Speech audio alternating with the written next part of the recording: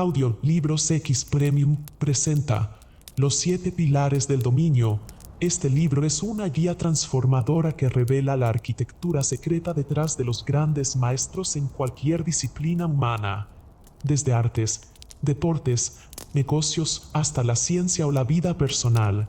Se trata de un viaje que rompe la idea convencional de talento natural y plantea que el dominio de cualquier cosa responde a 7 pilares universales que entrelazan la mente consciente, el inconsciente, la estrategia y la práctica deliberada, basados en investigaciones de la psicología cognitiva, la neuroplasticidad, la economía conductual y la sabiduría de tradición ancestral.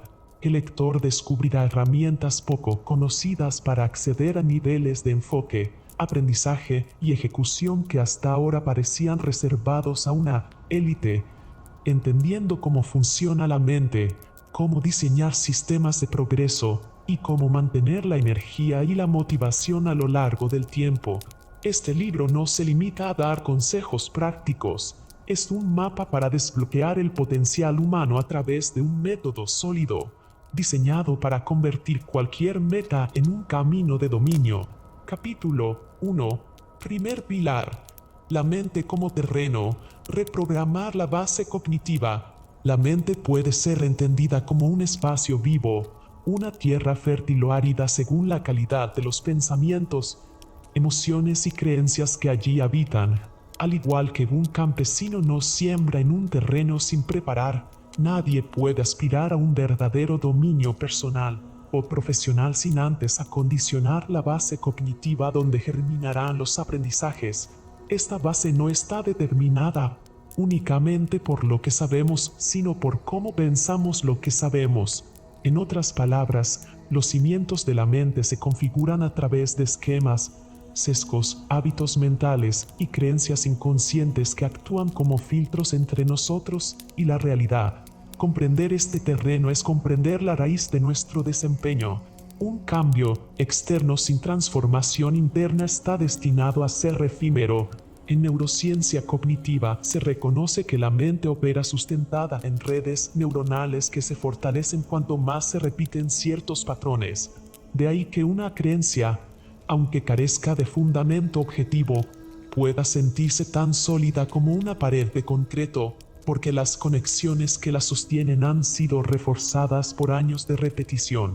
Cuando alguien piensa reiteradamente que no soy capaz o siempre fracaso, esas frases nutren rutas neuronales que con el tiempo actúan como atajos automáticos. El terreno se endurece contra nuevas posibilidades.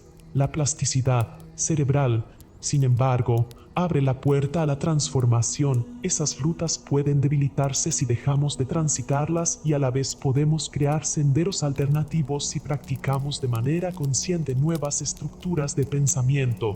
Una de las claves para reprogramar la base cognitiva es reconocer primero los sesgos que operan de manera inconsciente. El sesgo de confirmación, por ejemplo, hace que interpretemos los hechos de tal manera que confirmen nuestras creencias previas, incluso si van en contra de la evidencia. Una persona que cree que carece de disciplina tenderá a recordar los momentos en los que abandonó un proyecto, ignorando los casos en los que mantuvo constancia. Otro sesgo común es el de disponibilidad, que nos lleva a juzgar la probabilidad de un evento basándonos en lo fácil que nos viene a la mente. Un ejemplo: si recordamos con viveza un fracaso reciente, podemos creer que es un patrón inevitable, cuando en realidad se trata de un episodio aislado. Estos sesgos no son defectos morales, sino mecanismos mentales para ahorrar energía. El problema aparece cuando no somos conscientes de ellos y dejamos que se conviertan en límites invisibles. A esta dinámica se suman las creencias internas, que constituyen narrativas profundas sobre quiénes somos y cuál es nuestro lugar en el mundo. Muchas de ellas se forjaron en la infancia, al recibir mensajes repetidos de figuras de autoridad. Un niño al que constantemente se le dice no eres bueno para las matemáticas puede arrastrar esa identidad hasta la adultez, aunque su contexto cambie. La neurociencia ha demostrado que esas narrativas se graban en circuitos cerebrales que influyen en la percepción de la realidad, volviéndose una especie de guión interno. Lo fascinante es que, con entrenamiento consciente, es posible editar y reescribir esos guiones. Reprogramar la base cognitiva no es un acto instantáneo, sino un proceso sistemático. Implica, en primer lugar, un trabajo de observación activa. Sin observación no hay transformación. Detectar las frases recurrentes que usamos para describirnos, identificar cuando emerge una voz interna que sabotea, o notar la emoción que acompaña una creencia son pasos esenciales para desenterrar las raíces. Este acto de traer a la superficie lo que estaba oculto abre un espacio entre el estímulo y la respuesta, y allí empieza la posibilidad de elegir. El segundo componente es la sustitución consciente. La mente no basta con que elimine un patrón, necesita reemplazarlo con otro. Si una persona descubre que su autodiálogo repetitivo dice no puedo hacerlo, ese vacío no puede quedarse en silencio. La mente requerirá un contenido alternativo. Aquí entran en juego las técnicas de neuroprogramación. Una de ellas es la práctica de afirmaciones vinculadas con emociones. No basta pronunciar puedo hacerlo como un eco vacío. Es necesario asociar la frase a un estado emocional concreto. Esto activa simultáneamente regiones corticales y subcorticales que refuerzan la conexión. Otra técnica es la visualización multisensorial, que consiste en recrear la experiencia de un éxito futuro con el mayor nivel de detalle posible, cómo suena, cómo se ve, qué se siente en el cuerpo. La neurociencia confirma que el cerebro no distingue con precisión entre un evento vivido y uno intensamente imaginado, y que estas prácticas fortalecen las redes neuronales que luego facilitan la acción. También resulta fundamental incorporar la noción de aprendizaje continuo como hábito básico del terreno mental. Los estudios sobre mentalidad de crecimiento propuestos en el ámbito de la psicología educativa muestran que quienes interpretan los retos como oportunidades de aprendizaje desarrollan mayor resiliencia, en contraste con los que creen que la inteligencia es fija y que el fracaso define su valor personal. La mente como terreno fértil requiere que cada error sea visto no como evidencia de incapacidad, sino como información valiosa que permite ajustar la estrategia. Este simple cambio de perspectiva genera el hábito de perseverar incluso en escenarios adversos, porque la frustración deja de ser un enemigo y se convierte en parte natural del camino. Además, conviene atender al papel de las emociones en la configuración del terreno cognitivo. El cerebro emocional y el racional no son compartimentos aislados, operan en constante interacción. Cuando una creencia limitante está cargada de miedo o vergüenza, su poder de arraigo aumenta. La amígdala, centro clave del procesamiento emocional, activa respuestas que dificultan el aprendizaje y la memorización. Es por eso que un estado de ansiedad bloquea la capacidad de concentración. Reprogramar la base cognitiva implica aprender técnicas de regulación emocional que reduzcan la carga de esas creencias. Estrategias como la respiración consciente, la meditación de atención plena o incluso ejercicios de coherencia cardíaca ayudan a disminuir la activación del sistema de alarma para abrir espacio a nuevos patrones. Un aspecto a menudo subestimado es la influencia del entorno en el fortalecimiento o debilitamiento de los patrones cognitivos. El terreno mental no existe aislado, se nutre de la información, las personas y los ambientes a los que nos exponemos. Quien convive en un círculo donde predominan discursos de derrota absorberá esas narrativas como parte de su normalidad. En contraste, rodearse de personas con mentalidad constructiva, modelos de logro y conversaciones inspiradoras provee al cerebro de ejemplos que refuerzan conexiones alternativas. De aquí se deriva la importancia de diseñar intencionalmente los entornos de aprendizaje y desempeño, convirtiéndolos en aliados del proceso de reprogramación. La tecnología también ofrece herramientas poderosas en este terreno. Entrenamientos basados en realidad virtual permiten practicar respuestas cognitivas y emocionales en escenarios simulados, generando plasticidad cerebral de manera acelerada. Programas de retroalimentación neurofisiológica, como el neurofeedback, muestran en tiempo real cómo responde el cerebro a determinados estados de atención o distracción, de modo que la persona aprende a autorregularse. Estas técnicas, aunque avanzadas, no sustituyen la disciplina cotidiana de trabajar sobre el diálogo interno y las creencias básicas, pero lo complementan con herramientas objetivas de medición y entrenamiento. Reprogramar la base cognitiva no consiste solo en corregir creencias debilitantes, también en construir un sistema operativo interno coherente con las metas más elevadas.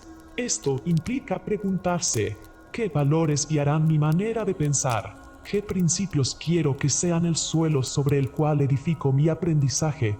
Un terreno fértil no es aquel que tiene ausencia de maleza, sino aquel que está cuidadosamente cultivado con las semillas correctas. Así, las representaciones mentales deben alinearse con un propósito, porque sin dirección el esfuerzo puede dispersarse. Para el practicante que inicia este camino, resulta útil visualizar la mente como un jardín de caminos neuronales. Algunos senderos están demasiado pisados, representan los hábitos y creencias repetitivas. Otros apenas existen como trazos débiles. Al elegir conscientemente transitar un nuevo camino, al inicio se siente incómodo y torpe, pero con práctica y repetición comienza a consolidarse. En tanto, el camino viejo se deteriora por falta de tránsito. Así funciona la neuroplasticidad: fortalecimiento de conexiones útiles y debilitamiento de las obsoletas. Incluso la voluntad, frecuentemente sobrevalorada como único motor del cambio, depende de este terreno estabilizado. La fuerza de voluntad es un recurso limitado que se agota, mientras que los hábitos mentales bien programados terminan actuando por sí mismos sin necesidad de un gasto continuo de energía. Un terreno fértil hace que la inercia juegue a favor del crecimiento en vez de la autolimitación. Finalmente, comprender la mente como terreno no significa verla como un objeto pasivo que simplemente se manipula, sino como un ecosistema dinámico. Cada pensamiento nuevo, cada emoción procesada y cada creencia que desafiamos altera la configuración de todo el sistema. Este dinamismo es lo que permite no solo avanzar en el dominio personal, sino sostenerlo en el tiempo. Un sistema fértil se adapta, evoluciona y da frutos de manera recurrente. En este capítulo se ha abierto la mirada a un principio clave. No basta con desear el dominio ni con imponer disciplina externa. Todo comienza en las bases invisibles de la mente, en ese terreno que, si se cultiva de manera consciente, lúcida y deliberada, se convierte en la fuerza silenciosa que sostiene el aprendizaje, la perseverancia y la expansión de nuestras capacidades. Capítulo 2. Segundo pilar: la claridad radical. El poder de la dirección absoluta. La claridad es la brújula invisible que separa a quienes avanzan con decisión de aquellos que deambulan por senderos inciertos. Muchas personas viven atrapadas en una especie de niebla mental. Saben que desean algo mejor, imaginan un futuro deseable, pero carecen de un mapa nítido que los conduzca hacia él. En este terreno de confusión, la motivación se disuelve, la procrastinación se vuelve habitual y la energía se diluye en múltiples direcciones. La claridad radical, en cambio, no deja espacio a la ambigüedad. Define un destino con tal precisión y fuerza que la mente entera se reorganiza para caminar hacia él. En este capítulo exploraremos cómo la mente humana necesita certezas bien delineadas para activar su maquinaria neurológica del enfoque, y cómo transformar deseos imprecisos en planes estructurados que movilicen tanto la emoción como la acción. La neurociencia ha demostrado que el cerebro humano no responde con intensidad a lo vago, sino a lo concreto. Cuando alguien dice quiero ser más feliz o me gustaría tener éxito, su sistema nervioso apenas genera reacción. Pero cuando se formula un objetivo detallado, específico y medible y, además, se lo representa mentalmente con claridad sensorial, ocurren cambios químicos notables. La dopamina, neurotransmisor vinculado con la motivación y la anticipación de logros, comienza a liberarse. La corteza prefrontal, asociada a la planificación y el autocontrol, se activa y las redes atencionales del cerebro ajustan sus filtros internos para captar oportunidades relacionadas con ese objetivo. Es como si, de pronto, se encendiera un radar en nuestra mente que empieza a detectar señales que antes pasaban inadvertidas. La claridad, en ese sentido, no es solo un ejercicio intelectual, sino un cambio neurobiológico que prepara al organismo para avanzar. Definir lo que se quiere con exactitud es, por lo tanto, un acto de ingeniería mental. Pensemos en la diferencia entre un explorador que recibe la instrucción difusa de ver hacia el norte y busca algo interesante y otro que tiene coordenadas exactas, un mapa topográfico y puntos de referencia. El primero dependerá del azar y se cansará con facilidad. El segundo, en cambio, podrá ajustar su energía y recursos con plena confianza, porque sabe exactamente hacia dónde marcha. Esa es la esencia del poder de la dirección absoluta. Uno de los instrumentos más poderosos para forjar claridad es la visualización. La mente humana no distingue completamente entre lo experimentado y lo imaginado con suficiente detalle sensorial. Esto significa que cuando representamos vívidamente una meta, activamos patrones cerebrales similares a los que se encenderían de alcanzar de verdad esa meta. Cuanto más específica sea la imagen, más real se siente para el cerebro y más motivación genera. Visualizar un futuro no en términos abstractos como tener éxito en mi carrera, sino en escenas concretas como entrar a una sala de conferencias a exponer ante un auditorio, percibir las expresiones de aprobación, escuchar los aplausos, sentir seguridad en la voz es una manera de programar el sistema nervioso para reconocer esos escenarios como posibles y alcanzables.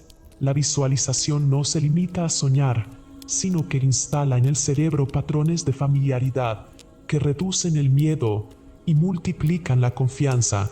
La visualización, sin embargo, necesita un complemento racional, la planificación inversa.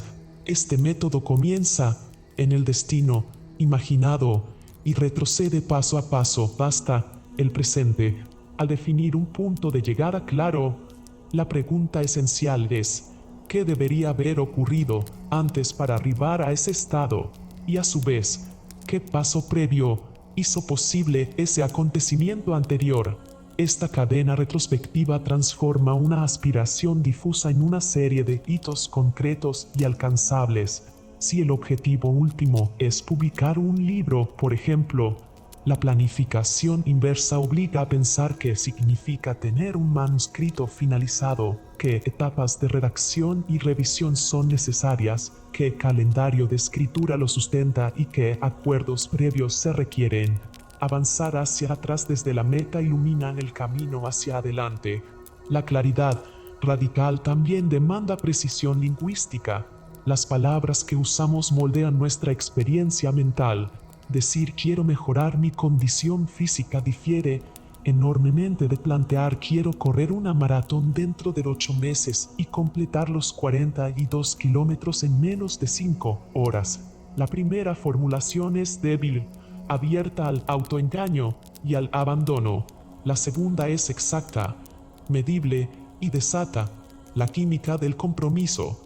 El lenguaje concreto obliga a la mente a operar con parámetros definidos, estimula la evaluación del progreso y otorga satisfacción al cumplir cada hito.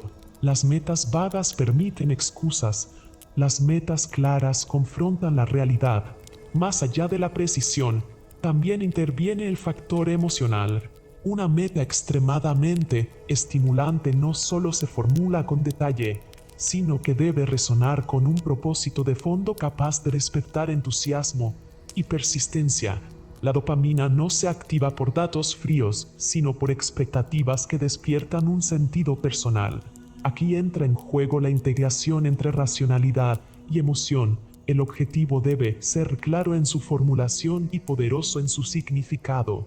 Cuando alguien visualiza una meta, planifica sus pasos y logra vincularla con su identidad y valores, la dirección deja de ser un esfuerzo externo y se convierte en una fuerza interna imparable. En este proceso surgen dos riesgos frecuentes: la sobrecarga y la dispersión. La sobrecarga sucede cuando la persona define demasiados objetivos simultáneamente, creyendo que la mente puede sostener múltiples direcciones absolutas a la vez. El resultado es fatiga, frustración y pérdida de claridad. La dispersión, en cambio, ocurre cuando se cambia de objetivo con demasiada frecuencia, cada vez que la emoción inicial se debilita. Para evitar ambos extremos, la práctica de la claridad radical exige seleccionar los pocos objetivos que realmente importan y sostenerlos en el tiempo con disciplina. Aquí no se trata de hacer más, sino de reducir hasta encontrar aquello que, definido con exactitud, justifica el despliegue máximo de energía. Un recurso práctico para mantener la claridad es la creación de mapas visuales o tableros de metas. Estos funcionan como recordatorios físicos de la dirección absoluta. Estudios en psicología del rendimiento muestran que las personas que mantienen un registro visible de sus objetivos tienen mayor probabilidad de alcanzarlos porque hacen de la claridad un estímulo cotidiano. Cada vez que se observa una meta escrita o representada gráficamente, se refuerzan los circuitos neuronales asociados con su consecución. La claridad se reaviva una y otra vez, evitando que se desvanezca en la rutina, pero la claridad radical no se define una vez y ya. Es un proceso dinámico que requiere ajustes periódicos. Las circunstancias cambian, la información evoluciona y nuestra propia identidad se transforma con el aprendizaje. Por ello, la práctica consiste en revisar constantemente si la meta sigue conservando la misma fuerza, si sus parámetros siguen siendo precisos y si la emoción vinculada se mantiene viva. No se trata de renunciar a la dirección, sino de refinarla a medida que se avanza, como un navegante que ajusta ligeramente el rumbo para llegar con exactitud al puerto deseado. En términos de ciencia del comportamiento, la claridad radical se apoya en fenómenos conocidos como el efecto de enfoque y el sistema de activación reticular. El primero se refiere a la tendencia de la mente a filtrar la realidad de acuerdo con lo que tiene claramente delineado como prioritario. Si alguien define con claridad la meta de estudiar medicina, empezará a notar con mayor frecuencia artículos, oportunidades y personas vinculadas al ámbito de la salud. Aquello que antes pasaba desapercibido se vuelve evidente. El sistema de activación reticular, situado en el tronco cerebral, actúa como un filtro de relevancia, le dice a la conciencia en qué concentrarse. Al darle coordenadas claras sobre la meta, este sistema ajusta su selección de estímulos externos e internos, favoreciendo la atención hacia todo lo relacionado con la dirección elegida. Lo que para otros es ruido, para quien tiene claridad se convierte en señal. La claridad radical también implica valentía, porque definir con precisión un objetivo es comprometerse. Mientras se permanezca en la nebulosa de deseos vagos, siempre queda la salida de decir yo no lo logré porque en realidad no era esto lo que buscaba.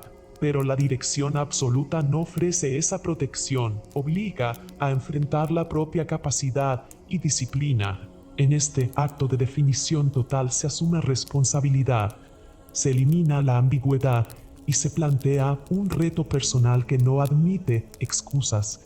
Por eso muchas personas evitan la claridad, porque es más cómodo vivir en la indefinición. Sin embargo, quienes abrazan la precisión experimentan un aumento notable en su rendimiento y en su sentido de propósito. En la práctica, Establecer claridad radical requiere una serie de pasos integrados, aunque no necesariamente lineales. Primero, se debe partir de una visión poderosa que despierte deseo y entusiasmo. Luego, traducir esa visión a objetivos específicos y medibles. Más tarde, aplicar la visualización para instalar la imagen nítida en la mente. Después, construir la planificación inversa que trazará los caminos hacia ese horizonte. Finalmente, reforzar la claridad con recordatorios visibles, revisiones periódicas y la decisión firme de sostenerla en el tiempo. No es un evento único, es una disciplina continua que fortalece el músculo del enfoque. Podemos pensar en la claridad radical como el acto de tallar una estatua en un bloque de mármol. Al principio, la figura está oculta en la roca informe. Cada golpe de cincel, cada elección de eliminar lo que sobra, define los contornos de la escultura. Así, cada decisión concreta sobre lo que queremos elimina las distracciones de lo que no queremos. Al final, no se trata de añadir, sino de desprender, de dejar en pie lo esencial.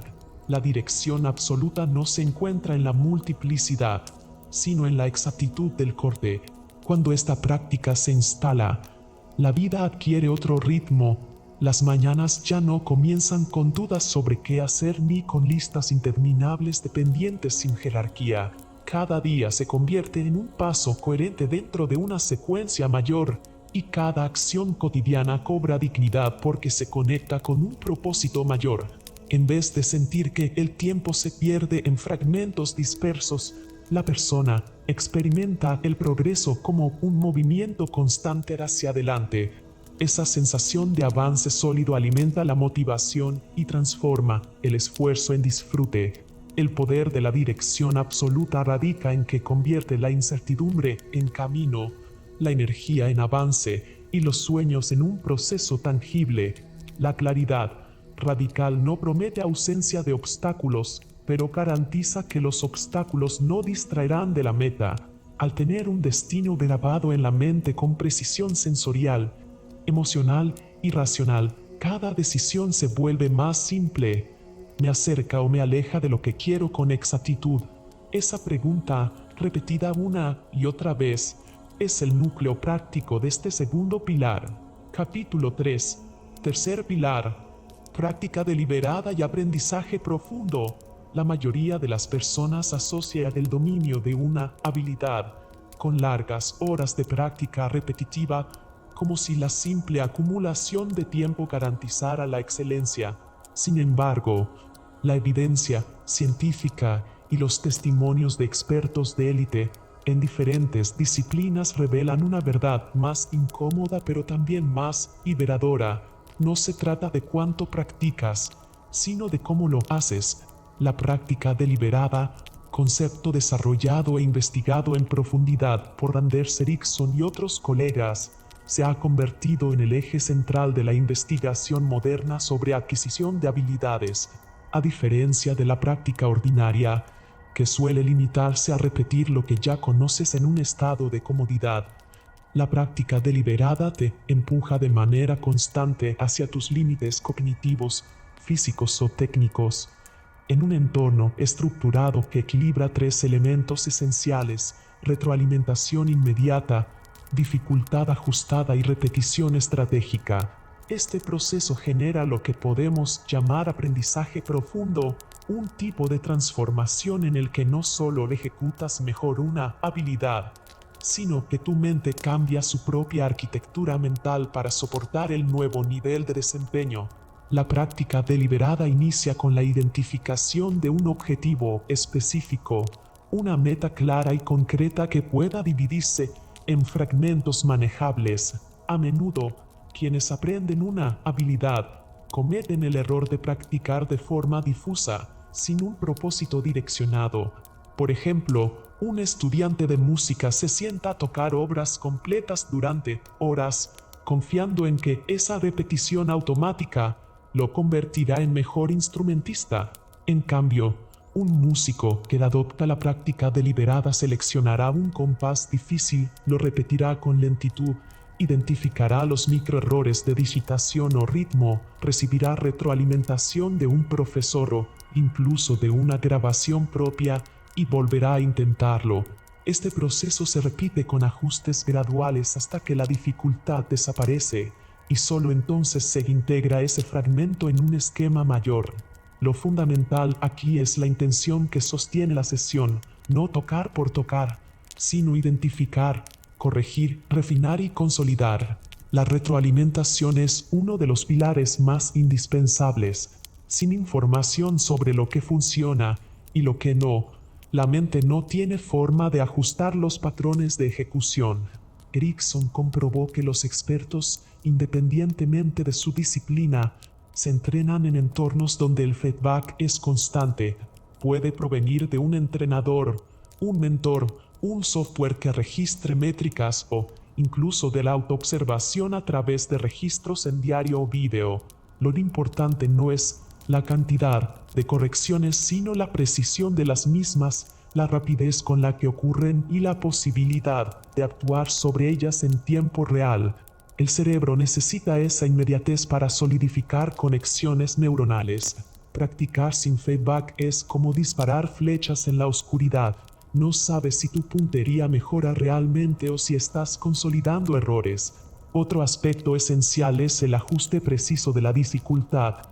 La práctica deliberada opera en una zona que los psicólogos llaman zona de desarrollo próximo, un terreno intermedio entre lo que ya dominas y lo que queda fuera totalmente de tu alcance.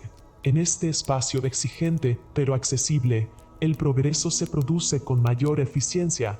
Aprender a identificar esa zona es parte del arte de la autorregulación. Demasiada facilidad conduce al estancamiento.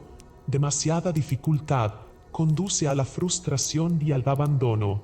Los mejores entrenadores y maestros saben calibrar con precisión las tareas para mantener al aprendiz en un estado óptimo de desafío. De hecho, aquí emerge la diferencia entre trabajar duro y trabajar de manera inteligente. No se trata de maximizar el cansancio ni de multiplicar las horas, sino de encontrar la dosis justa de reto que empuje al cerebro a reorganizarse sin colapsar. La repetición estratégica juega igualmente un rol central. No basta con repetir mecánicamente un movimiento, una respuesta. La repetición eficiente está acompañada de corrección consciente, pausas reflexivas y reintentos que refieren al error corregido de inmediato.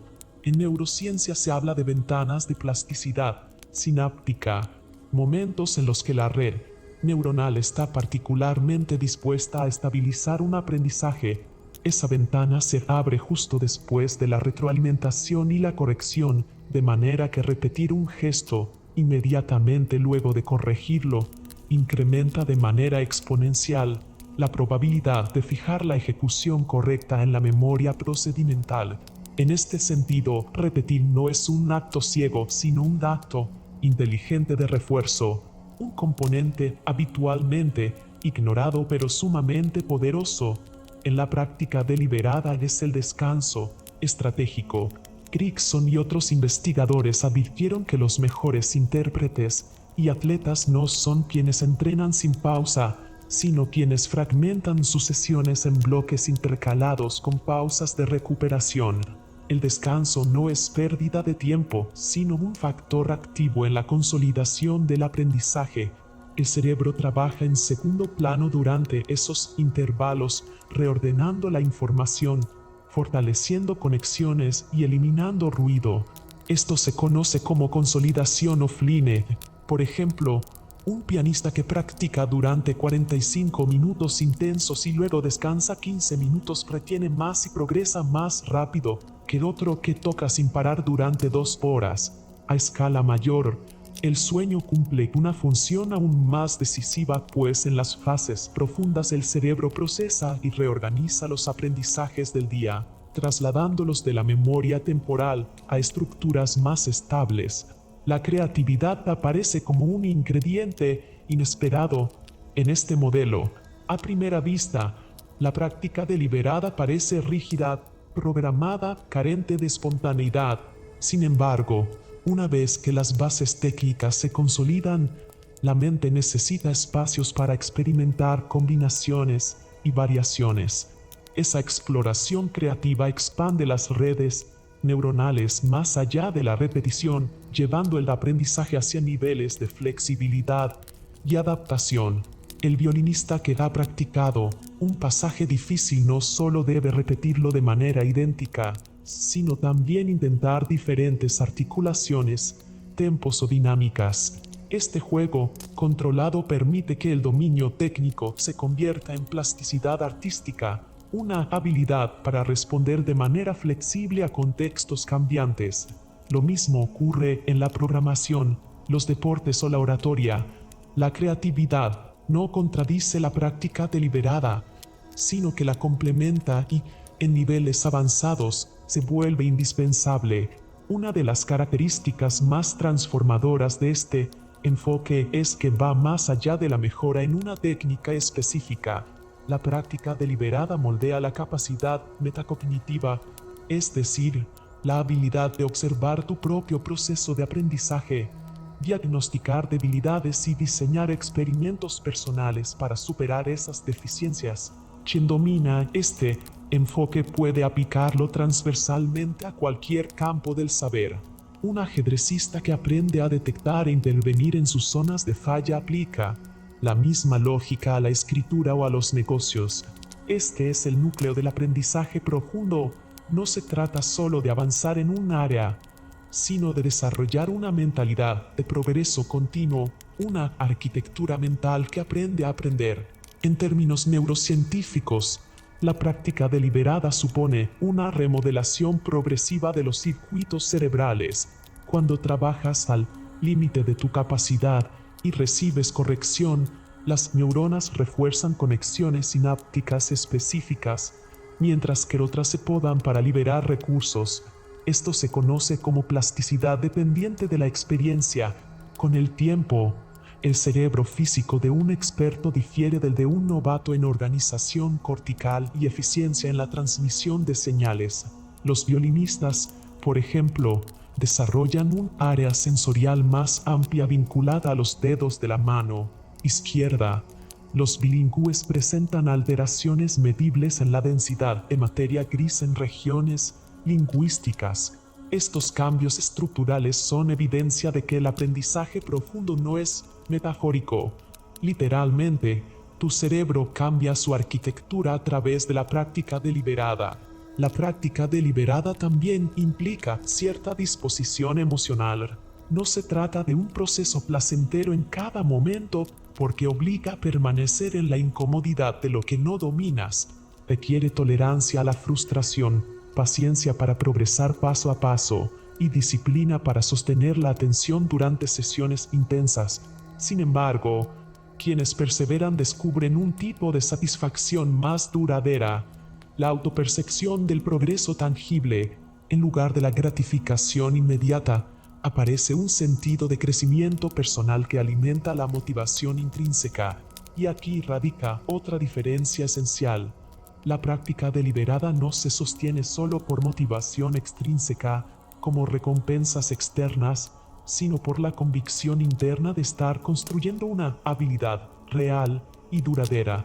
En la vida cotidiana, aplicar estos principios implica diseñar tus sesiones de aprendizaje con intención y estructura, seleccionar una habilidad concreta, dividirla en subcomponentes, establecer objetivos alcanzables, practicar en bloques enfocados, buscar retroalimentación continua, alternar concentración y descanso, desafiarte en la zona de dificultad justa y permitir momentos de exploración creativa. El cambio más profundo se produce cuando abandonas la práctica por acumulación y adoptas la práctica por diseño. Quien logra este viraje no solo escala en desempeño, sino que redefine lo que significa aprovechar su tiempo y energía. La diferencia entre alguien que invierte 1000 horas en práctica tradicional y otro que invierte la mitad en práctica deliberada puede ser abismal. Uno se estanca en la mediocridad, mientras el otro ingresa en el territorio del dominio de experto. De este modo, la práctica deliberada se convierte en un mapa preciso para navegar el proceso del aprendizaje profundo.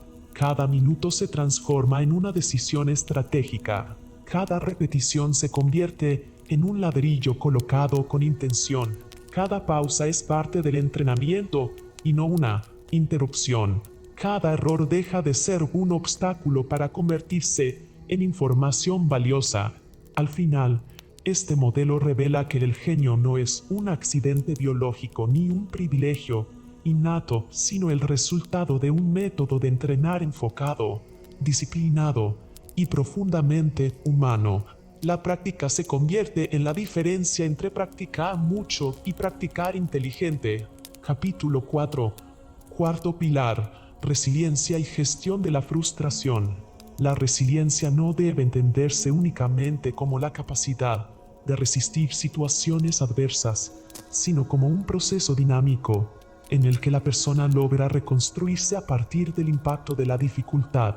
La vida, en cualquiera de sus escenarios, ya sea profesional, emocional, creativo o espiritual, implica enfrentar momentos de caída, dudas internas y frustraciones inevitables. El dominio de cualquier disciplina, habilidad o proyecto personal exige atravesar estas etapas sin que la energía se fragmente de manera irreversible. Por el contrario, lo que hace que alguien alcance un nivel superior de consistencia es la disposición a transformar la adversidad en motor para avanzar. Comprender la resiliencia en este sentido significa aceptar el fracaso no como un final, sino como un punto de inflexión que expande las posibilidades. El manejo de la frustración, que es la emoción inmediata ante la imposibilidad de conseguir lo esperado, constituye el terreno fértil donde se cultiva la resiliencia. La frustración opera como una reacción natural de nuestro sistema emocional cuando la realidad rompe nuestras previsiones. En ese instante surgen pensamientos automáticos de derrota o de cuestionamiento personal, que si no son gestionados adecuadamente pueden derivar en la renuncia o en una limitación autoimpuesta. La resiliencia destraba esa energía estancada y la convierte en una oportunidad para rediseñar el camino. En la práctica, esto requiere entrenar la capacidad de reestructuración cognitiva, es decir, reinterpretar lo ocurrido sin reducirlo a un juicio de fracaso absoluto. Uno de los mecanismos fundamentales para sostener este proceso es la regulación emocional. En términos psicológicos, regular emociones no significa suprimirlas ni ocultarlas, sino darles un cauce funcional. La tristeza, la ira o la decepción son reacciones legítimas frente a un obstáculo, pero cuando permanecen sin dirección se transforman en estados prolongados de parálisis. Regular la emoción implica reconocerla, etiquetarla con precisión y producir una respuesta consciente que mitigue su intensidad, sin bloquearla. Estrategias como la respiración diafragmática, la práctica de la atención plena y la escritura expresiva son herramientas comprobadas que permiten desactivar la sobreactivación fisiológica del estrés, creando espacio mental para replantear metas y decisiones con mayor claridad. La psicología positiva complementa este entrenamiento ofreciendo un marco orientado a la construcción de recursos internos más allá de la mera resistencia. La resiliencia no consiste solo en aguantar, consiste también en cultivar emociones positivas que actúen de contrapeso ante los impactos negativos, practicar el agradecimiento, identificar logros parciales aunque sean pequeños y mantener una narrativa personal que destaque fortalezas es una manera de programar el cerebro para detectar oportunidades en lugar de hundirse en la carencia. Este enfoque enseña que incluso en medio de una dificultad severa se puede experimentar satisfacción si se mantiene en una perspectiva de crecimiento. La investigación en este campo demuestra que quienes entrenan la gratitud, la esperanza y el optimismo desarrollan mayor capacidad inmunológica, mejor concentración y niveles más elevados de creatividad al enfrentarse a contratiempos. A partir de esta base surge un modelo más avanzado, la antifragilidad. Mientras que la resiliencia se asocia con resistir impactos y retornar al estado anterior, La antifragilidad da un paso más y propone que el sistema humano puede fortalecerse a causa de la presión. Un ejemplo es el proceso fisiológico de la musculatura. Cuando se expone a cargas de esfuerzo, el tejido se microlesiona y en su reparación se regenera con mayor fortaleza. Del mismo modo, un proyecto o una trayectoria personal puede mejorar a través de los errores si existe disposición de rediseñar la estrategia, incorporar aprendizajes y superar el nivel previo. Mentalizarse, en términos de antifragilidad, transforma cada caída en un entrenamiento deliberado hacia la excelencia. El desafío reside en que estos procesos no son instintivos. La reacción automática del ser humano suele ser la evitación del dolor y la búsqueda de la seguridad inmediata. Sin embargo, quien busca alcanzar maestría en cualquier campo debe entrenarse para convivir con la incomodidad de la falla. Un método eficaz para esta habituación consiste en la exposición gradual a la frustración, es decir, diseñar escenarios controlados en los que se busque deliberadamente el error. Al enfrentarse a tareas ligeramente más difíciles de lo que uno domina, se provoca una pequeña derrota que obliga a reinterpretar la situación sin hundirse en ella. Con práctica reiterada, la mente comienza a normalizar la incomodidad y la interpreta como parte del proceso, en lugar de considerarla una amenaza a la autoestima. También resulta crucial fortalecer la autoconciencia. En estos momentos, la duda interna es una de las manifestaciones más desgastantes de la frustración porque instala la idea de que no se es capaz. La autoconciencia permite observar ese diálogo interior sin fusionarse con él. Reconocer que un pensamiento de incapacidad es solo una expresión momentánea del cerebro bajo estrés y no una verdad absoluta es un cambio profundo en la relación con uno mismo. Técnicas como el journaling reflexivo, donde se plasman los pensamientos para analizarlos desde afuera, o la práctica de distanciamiento cognitivo desde la terapia de aceptación y compromiso, ayudan a reducir la identificación con la autocrítica y a recuperar una perspectiva más objetiva. Un principio técnico que sustenta este enfoque es la flexibilidad psicológica. Se entiende como la habilidad de modificar el marco de acción dependiendo de las circunstancias sin quedar atrapado en rigideces conductuales. Frente a la frustración, la flexibilidad se traduce en la capacidad de cambiar de plan, ajustar la meta temporalmente o redefinir los indicadores de progreso, manteniendo la dirección hacia el propósito mayor.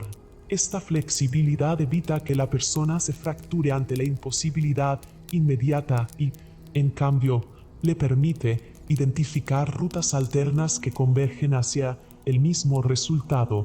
El papel del entusiasmo renovado dentro de esta dinámica es fundamental. Persistir no significa avanzar con peso muerto, significa conservar una energía vital que dé sentido al esfuerzo.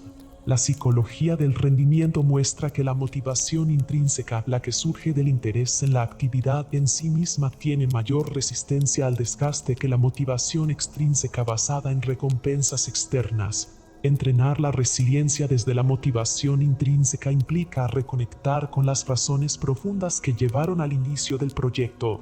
Ante cada caída, recordar el valor intrínseco de la práctica rescata el entusiasmo que de otro modo se perdería en el deseo de recompensas inmediatas. Otro aspecto esencial es la relación con el tiempo. La frustración tiende a intensificarse cuando el individuo interpreta los resultados inmediatos como un reflejo definitivo de su valía. Sin embargo, el dominio auténtico se construye en horizontes de largo plazo, donde cada error particular es relativizado frente a años de progreso acumulado. Cambiar la escala temporal desde la gratificación instantánea hacia una visión amplia disminuye la carga emocional de la caída parcial. El error de hoy, en ese marco, se convierte en una minúscula parte de un trayecto mayor en lugar de una evidencia condenatoria. La práctica constante de resiliencia se fortalece también mediante el soporte social. Aunque el entrenamiento individual es indispensable, La red de apoyo funciona como un espejamiento externo que devuelve perspectiva. En momentos de gran frustración es habitual que la autovaloración se distorsione. El contacto con personas de confianza permite relativizar esa visión y recuperar confianza. Además, compartir experiencias de dificultad crea un espacio donde la normalización del error se convierte en un aprendizaje colectivo. Este efecto ha sido confirmado en múltiples investigaciones. Las personas que cuentan con vínculos de apoyo sólidos presentan mayor regularidad en sus metas y menor incidencia de abandono de proyectos en fases críticas. En términos neurobiológicos, la resiliencia está vinculada al funcionamiento del eje de estrés. Frente a una dificultad, el cerebro activa el sistema de alarma, generando liberación de cortisol y adrenalina. Un entrenamiento adecuado en regulación emocional modula esta respuesta para evitar que se prolongue excesivamente. Por ejemplo, técnicas de respiración y meditación producen cambios medibles en la variabilidad de la frecuencia cardíaca, un marcador asociado con la capacidad de autorregulación fisiológica. De este modo, la resiliencia no se limita a una disposición subjetiva, sino que tiene un correlato físico medible en el cuerpo que optimiza la recuperación frente a la presión. El camino hacia la resiliencia también implica cuestionar la noción cultural del éxito. Una sociedad que valora solo el resultado inmediato genera intolerancia al fracaso, intensificando la frustración. En cambio, concebir el error como parte inseparable del proceso permite crear una cultura interna más sana. Esto significa redefinir los parámetros de progreso, reconociendo mejoras cualitativas, aprendizajes adquiridos y avances en la consistencia del esfuerzo más allá de la consecución inmediata de objetivos externos. Un recurso adicional reside en la visualización estratégica. Esta técnica no consiste únicamente en imaginar el éxito, sino también en preparar mentalmente la experiencia de enfrentar dificultades, visualizar escenarios de error y entrenar la respuesta adecuada antes de que ocurran reduce la sorpresa emocional cuando realmente se presentan. Este ensayo mental crea huellas neuronales que funcionan como un mapa cuando la situación real aparece, actuando como un amortiguador emocional y aumentando la rapidez de recuperación. Finalmente, todo lo expuesto apunta hacia un eje central. La resiliencia y la gestión de la frustración no son habilidades accesorias, sino pilares indispensables para sostener un proceso de crecimiento profundo. La fuerza de quien persiste no se mide por cuántas veces evita caer, sino por la manera en que utiliza cada tropiezo para fortalecer su estructura interna, desde la regulación emocional hasta la antifragilidad. Desde la motivación intrínseca hasta la redefinición cultural del fracaso, cada estrategia se orienta a un mismo objetivo: transformar el error en energía vital y reemprender el camino con vigor renovado. La vida y el aprendizaje, entonces, dejan de ser trayectorias lineales para convertirse en espirales ascendentes, donde cada resistencia se asimila como un peldaño más hacia la maestría. Capítulo 5. Quinto pilar. Entorno y ecosistema del éxito.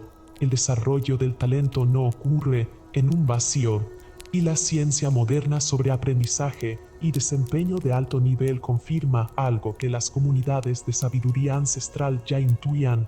El entorno actúa como una extensión de nuestra mente, un tercer cerebro que influye en la calidad de nuestros pensamientos, en la solidez de nuestros hábitos y en la velocidad con que podemos transformar conocimiento en maestría.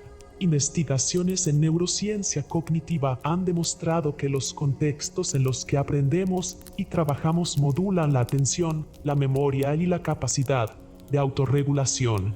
Cuando el espacio físico está diseñado para reducir la fricción cognitiva, cuando el entorno social impulsa la motivación intrínseca y cuando el ecosistema digital se convierte en una herramienta de expansión en lugar de distracción, el progreso se acelera de manera natural.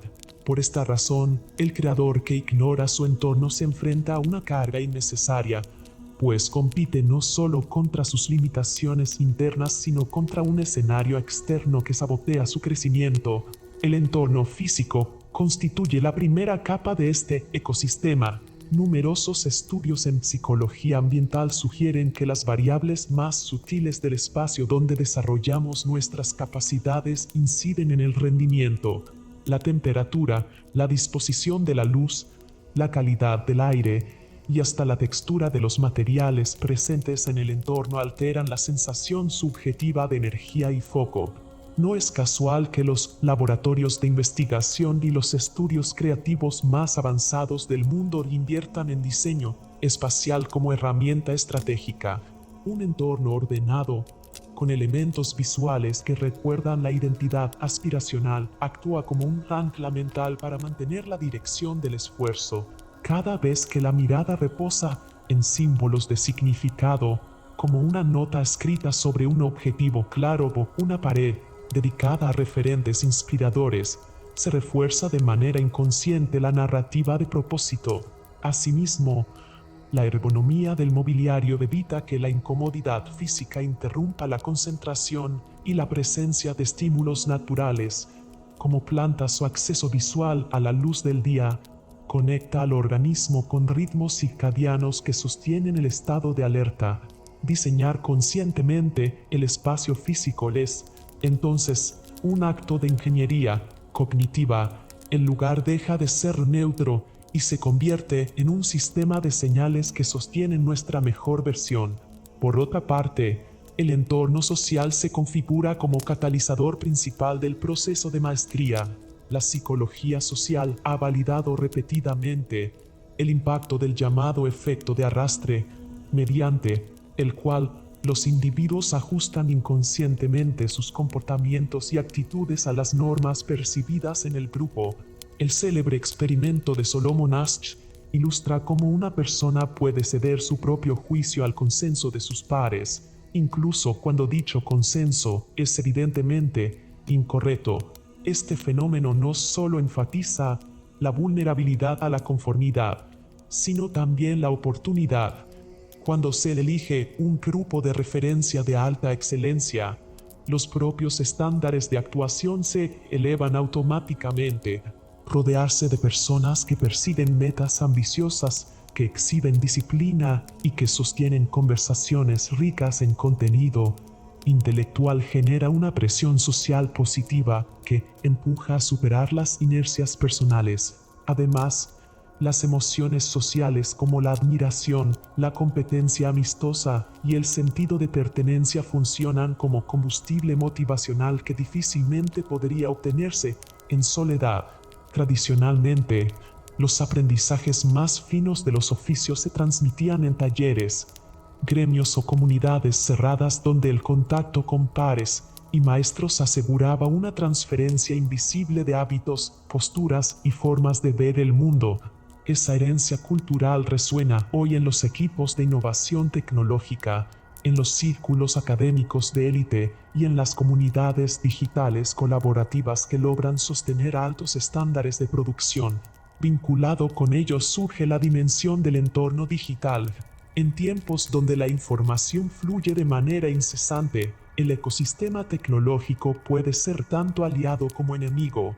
La economía de la atención, impulsada por plataformas cuyo modelo de negocio depende de la retención del usuario, produce un ambiente saturado de estímulos diseñado para fragmentar el foco. En contraste, investigar, aprender o producir conocimiento en el espacio digital exige una curaduría consciente de las herramientas empleadas. Configurar el escritorio virtual con aplicaciones específicas para gestión de proyectos, establecer reglas claras para bloquear distracciones, utilizar filtros de información y formar parte de comunidades digitales de práctica especializada, son tácticas que convierten lo digital en una extensión del aprendizaje profundo, lejos de ser un espacio caótico. La red puede funcionar como un ecosistema de oportunidades infinitas, siempre que se diseñe bajo principios de intencionalidad. Las comunidades de excelencia en línea son prueba de ello. Grupos reducidos, enfocados en áreas de investigación o en proyectos técnicos de vanguardia, permiten absorber patrones de pensamiento y metodologías que de otro modo serían inaccesibles en el entorno local. El concepto de entorno como tercer cerebro adquiere mayor complejidad cuando reconocemos que no solo respondemos al espacio, sino que lo modelamos para que retroalimente nuestras capacidades cognitivas. Este bucle de diseño y respuesta se observa en experimentos con sistemas llamados cognición extendida, donde dispositivos externos, desde simples libretas hasta sistemas inteligentes de organización digital, actúan como repositorios que descargan la memoria de trabajo del individuo. Cuanta más información relevante se externaliza en un sistema confiable, mayor espacio se libera en la mente para operaciones de creatividad y síntesis. El método de Zettelkasten, por ejemplo, demuestra cómo la estructuración adecuada de notas e ideas en un soporte externo amplifica exponencialmente la capacidad de generar conexiones originales. La clave no está en la cantidad de información acumulada, sino en la calidad de diseño del sistema, de modo que funcione como un colega intelectual con el que interactuar. De igual modo, al diseñar rutinas en el entorno físico o normas compartidas en el entorno social, se construyen extensiones de disciplina incorporadas en lo externo, lo cual reduce la dependencia de la fuerza de voluntad. Profundizando en la influencia del entorno social, se advierte que uno de los factores decisivos para la formación de identidad se encuentra en las comunidades donde se participa. La teoría de la identidad social plantea que la pertenencia a un grupo configura la manera en que el individuo se percibe a sí mismo, absorbiendo de manera implícita los valores y comportamientos dominantes en ese colectivo. Así, elegir conscientemente a qué comunidades unirse equivale a decidir quién se está llegando a ser. Cuando un aspirante a la excelencia se integra a un círculo de personas comprometidas con la innovación, la ética del trabajo riguroso y el aprendizaje continuo, su propia definición de lo posible se amplía. Se internalizan patrones de lenguaje, códigos de conducta y esquemas de referencia que establecen una novella normalidad. La adaptabilidad, que en otros contextos conduce a la mediocridad, aquí se convierte en el motor que arrastra hacia la excelencia. Es la diferencia entre un entorno en el que se celebran excusas y otro en el que se celebran soluciones, entre uno donde se normaliza el descanso excesivo y otro que se organiza en torno a la práctica deliberada y la experimentación. El entorno digital, además, no solo provee recursos para la productividad, sino que abre puertas a la construcción de comunidades ideales más allá del espacio físico, inmediato, allí donde geográficamente puede ser imposible conectar con modelos de excelencia. Lo virtual funciona como atajo. Sin embargo, la abundancia de opciones requiere criterios, porque no toda comunidad digital eleva el nivel. Muchas replican dinámicas superficiales que refuerzan la comparación improductiva o la validación vacía. Las comunidades de alto valor, aquellas que realmente funcionan como ecosistemas de transferencia de hábitos de maestría, se reconocen por tres rasgos esenciales: claridad en la misión compartida, estándares explícitos de calidad y un sistema de retroalimentación horizontal. Estos espacios proporcionan la base ideal para internalizar habilidades y formas de pensar que trascienden el esfuerzo individual.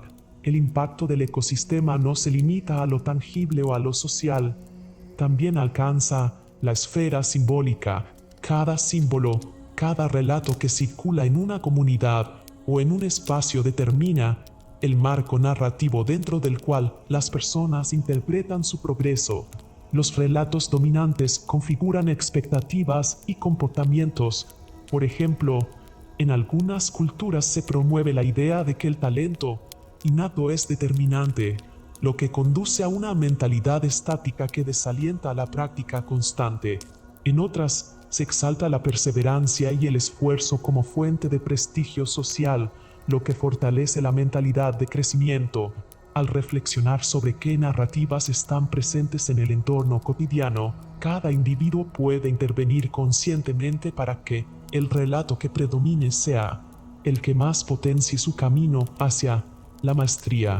La suma de estos aspectos revela que el entorno y el ecosistema de éxito son mucho más que un telón de fondo. Funcionan como un sistema integrado de apoyos externos que, bien diseñados, se vuelven invisibles en la rutina, operando en segundo plano para sostener los niveles más altos de desempeño. De ahí que ajustar cada capa del entorno física, social, digital y simbólica sea equivalente a ajustar el software invisible que dirige nuestro comportamiento día tras día. Así, la verdadera maestría no consiste únicamente en disciplinar el cuerpo y la mente, sino en orientar inteligentemente el escenario que los rodea para que todas las fuerzas invisibles trabajen a favor del crecimiento sostenido. Capítulo 6. Sexto pilar. Energía, ritmos y cuerpo como motor de maestría. La excelencia sostenida en cualquier disciplina requiere más que voluntad y conocimiento. Depende de un cuerpo que funcione en sincronía con la mente. La energía no es únicamente un recurso físico, sino la base invisible que sostiene la concentración, disciplina y creatividad. El cuerpo es una maquinaria biológica guiada por ritmos bien definidos, y cuando uno aprende a manejar los principios de descanso, nutrición, movimiento y sincronización circadiana, se abre la posibilidad de mantener estados de alto rendimiento durante años sin caer en la fatiga crónica que agota proyectos y destruye vocaciones. Duermes, comes y respiras a diario, pero rara vez reflexionas en qué medida esas acciones nutren o drenan tu capacidad de alcanzar maestría. Por eso, este pilar está dedicado a desentrañar cómo domar los ritmos que gobiernan la vitalidad humana. Los ritmos circadianos son patrones biológicos de unas 24 horas que regulan hormonas, temperatura corporal, estado de vigilia y ciclos de sueño. No son invento cultural, son herencia de la evolución ligada a la alternancia de luz y oscuridad. Cuando vives en armonía con estos ritmos, experimentas mayor claridad mental, digestión eficiente y recuperación muscular acelerada. En cambio, cuando se rompen por desvelos, pantallas brillantes hasta altas horas o irregularidad extrema en horarios de alimentación, las señales que regulan energía y reparación celular se vuelven caóticas. La ciencia ha demostrado que la disrupción de estos ciclos aumenta el riesgo de enfermedades metabólicas, deteriora la memoria y provoca ansiedad. Sin embargo, también ha mostrado que pequeñas prácticas pueden restablecer la coherencia circadiana, exposición matutina a la luz natural apenas despertar, oscuridad total en la habitación de descanso, horarios estables para las comidas y el sueño, e incluso breves siestas estratégicas que no excedan los 20 minutos. El sueño es quizá el eslabón más subestimado en el camino de la maestría. Existe la creencia de que rendir al máximo significa sacrificar horas de sueño en favor del estudio o la práctica, pero la neurociencia demuestra lo contrario. Durante las diferentes fases del sueño, en especial en los ciclos profundos y REM, el cerebro consolida aprendizajes, elimina proteínas de desecho asociadas al desgaste neuronal y repara conexiones sinápticas. Negarte un sueño reparador es condenar a tu cerebro a operar con un banco de memoria defectuoso y con una batería a medio cargar. Optimizar el sueño no pasa solo por acumular horas, sino por su calidad. Respiración nasal, temperatura fresca en la habitación, rituales de desconexión de pantalla media hora antes de dormir y horarios consistentes son pequeñas palancas para lograr un descanso que te devuelva energía, pureza y foco. La nutrición, por su parte, actúa como combustible de alta o baja calidad. El cuerpo metaboliza todo lo que ingieres para convertirlo en energía utilizable por las células, en especial el cerebro, que consume cerca del 20% del gasto energético total. Una dieta rica en azúcares simples genera picos y caídas de glucosa, lo que se traduce en altibajos emocionales y mentales que sabotean la constancia.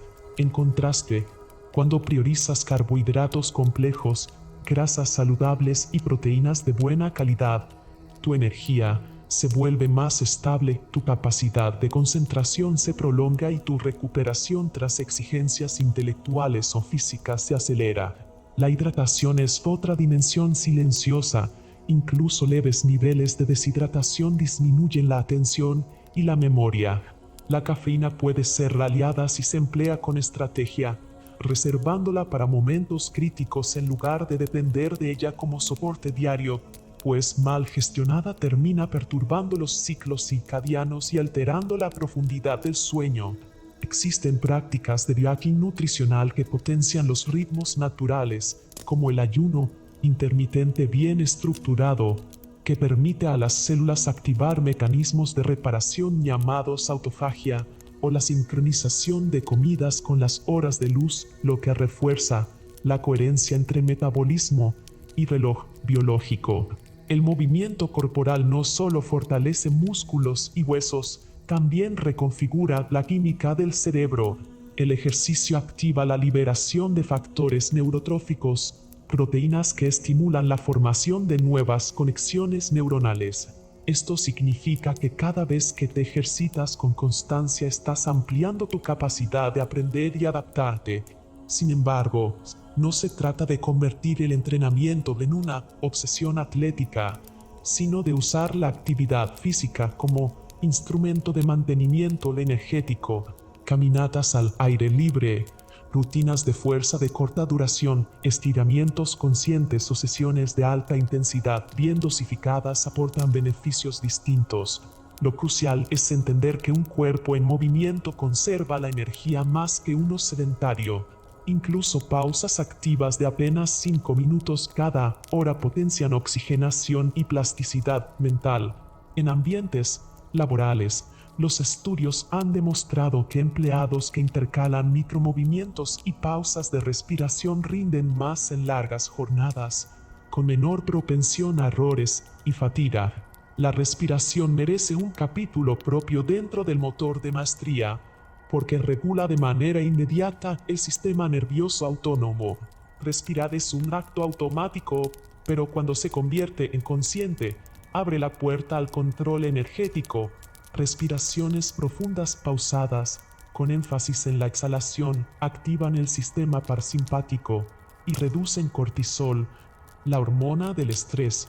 Por eso, en medio de un estudio intenso o una práctica prolongada, unos minutos de respiración controlada pueden resetear el foco y renovar la disposición.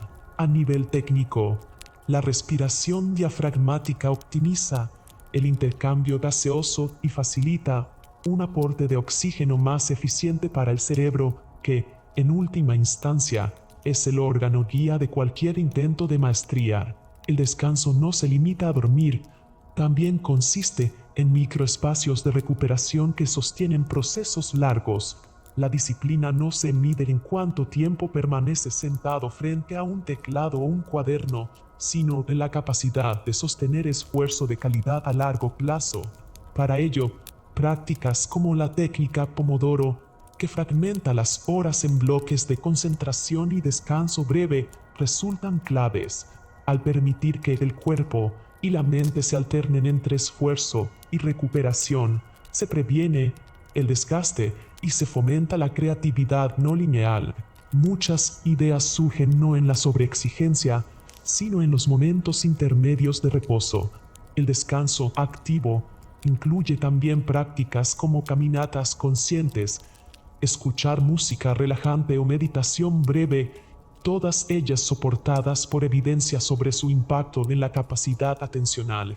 El concepto de energía en este pilar va más allá de lo físico. La vitalidad surge de la coherencia entre lo que consumes, cómo descansas, cómo te expones a la luz y cómo sincronizas tus actividades con los ciclos naturales.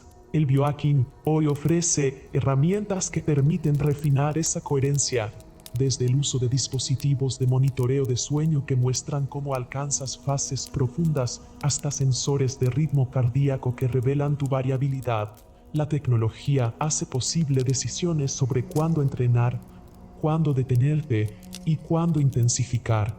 No obstante, es fundamental matizar que el verdadero motor no está en el dispositivo, sino en la disciplina de aplicar lo aprendido.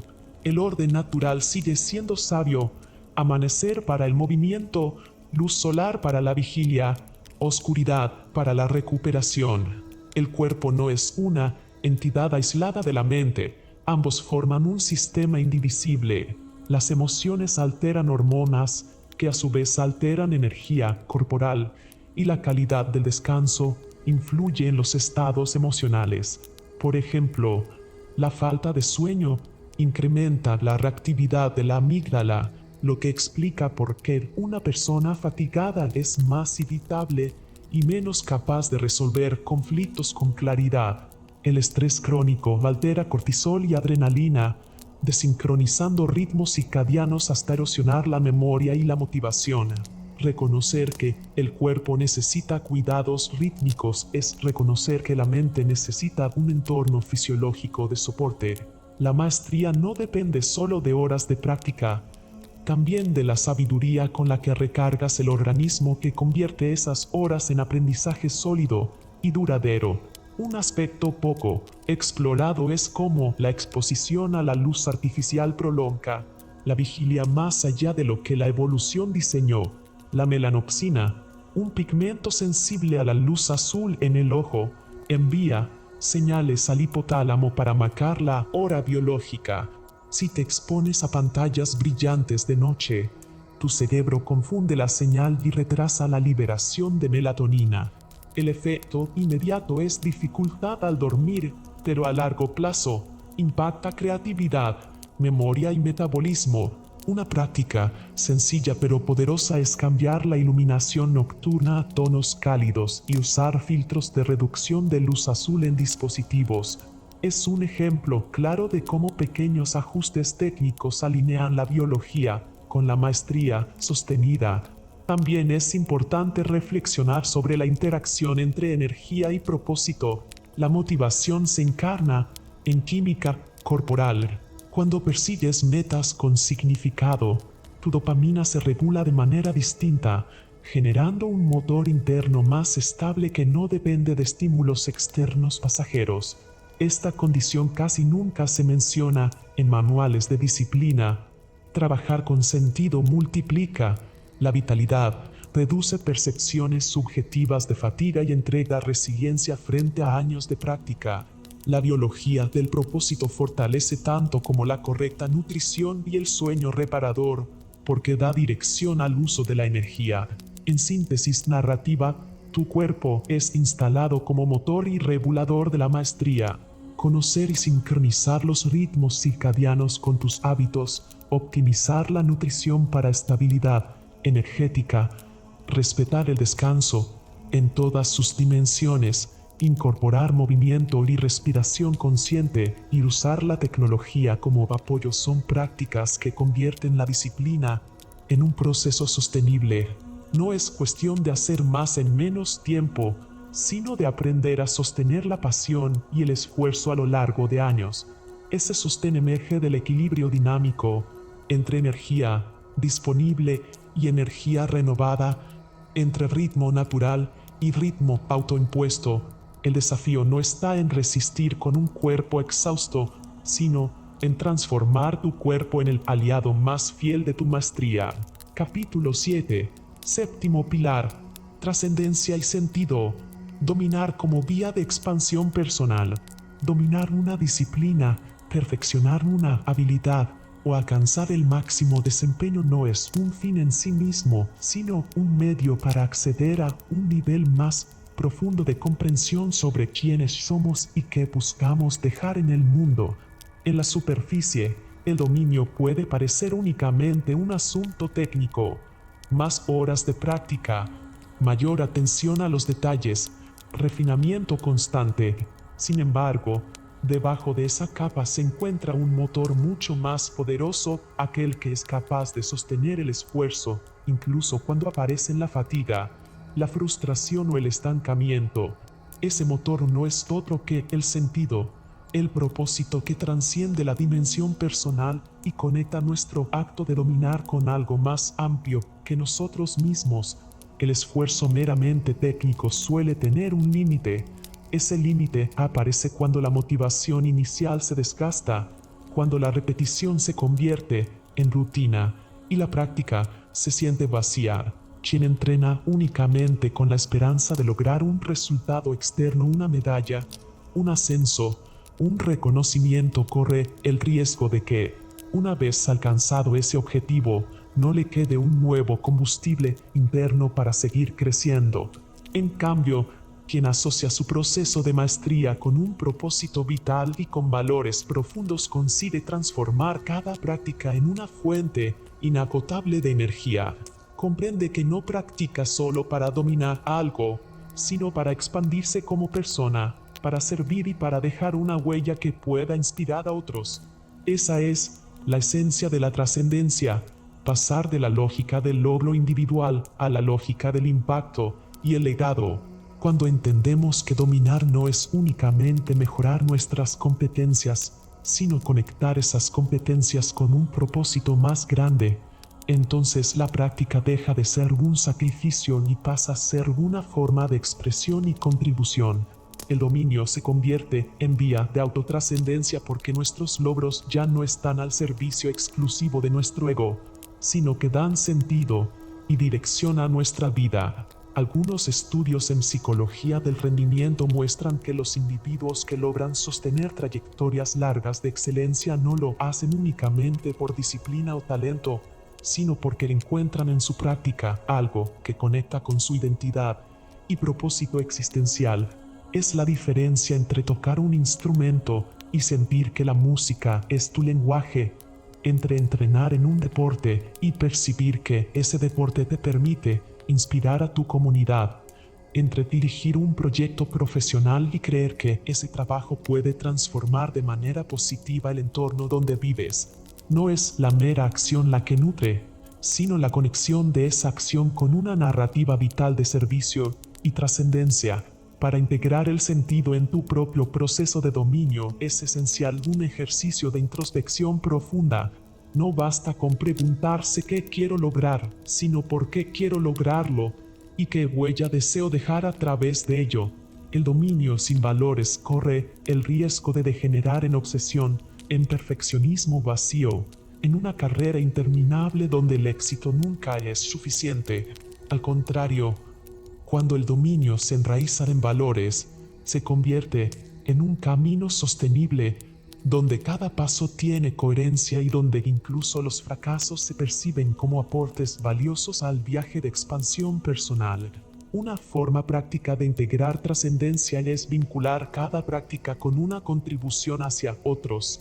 Por ejemplo, un maestro de artes marciales que entrena con el único objetivo de ser más fuerte puede llegar a perder motivación después de cierta edad, pero aquel que entrena, entendiendo que cada movimiento es también una enseñanza para sus alumnos, que cada hora de práctica es un acto de transmisión cultural y ética, encuentra en ese rol una fuente ilimitada de sentido. Del mismo modo, un profesional de la medicina que estudia incansablemente no por la competitividad académica, sino por el deseo genuino de sanar y servir, convierte cada noche de desvelo en un acto de trascendencia que sobrepasa el cansancio. Es en esta dimensión donde la maestría trasciende la técnica y se convierte en espiritualidad aplicada.